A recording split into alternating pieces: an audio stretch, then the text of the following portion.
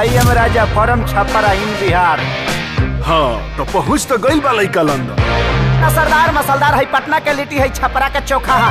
पर का करो बेचारा, इस ससुरा अंग्रेजी एकरा के उठा उठा के पटकता। Can you make it with less chili? Chili केगा चिली अब छिलाता। तू तो लागा था पूरा लंदन के नू, अब तो अंग्रेजी सिखाइए देबो। सिखा ना देते लोग के भाषा बिगाड़िए के जाए। आओ लेकिन बानर को वो गुलाटी मारल छोड़ले बा।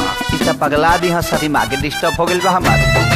ना कहल जाला कि भाग में जब लिखल बा भोजपुरी तो कहाँ से बबुआ पैते लंदन के गोरी। लड़की देखे ना इतना सुंदर हो, लगत नेचर से एकदम छू छू नर हो, काहे करते हो हमसे hi hello hello hello hello.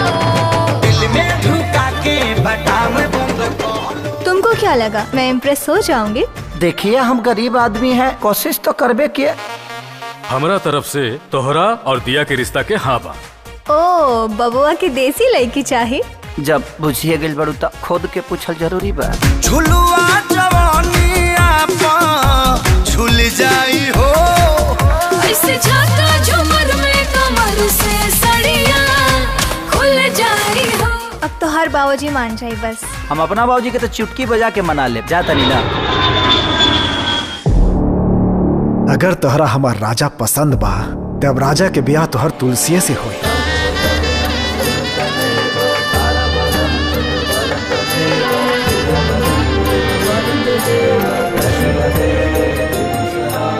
कुछ उलझन में बानी हमके कुछ टाइम चाहिए।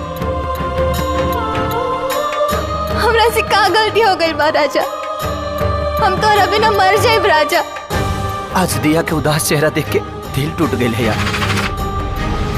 अब पता ना काहे दो मन करा था कि ओकरा के जिंदगी की सारा खुशी दे दी। तोहके दिलवा में आई से बसा ले हनी हम, दिल के धड़कन भी हमसे नाराज हो गई।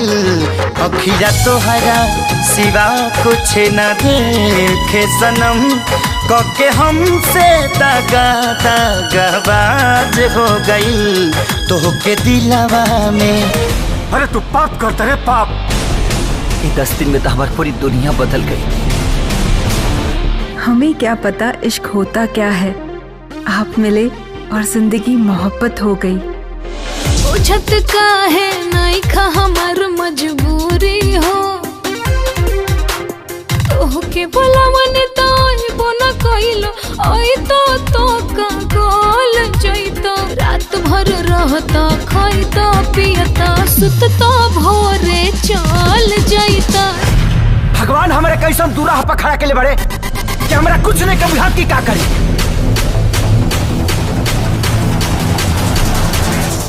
हमारा कुछ समझ में नहीं आवत कि ओकरा के हम कैसे बताए कि हम तुझसे प्यार करेंगे।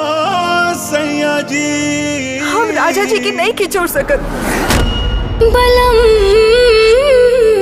जी हो जाइबा गुलरी के फूल। अगर राजा हमार न भइले तो हम अपन जान दे दे। हो जाइबा गुलरी के फूल। शायद एकरे नाम प्यार हा।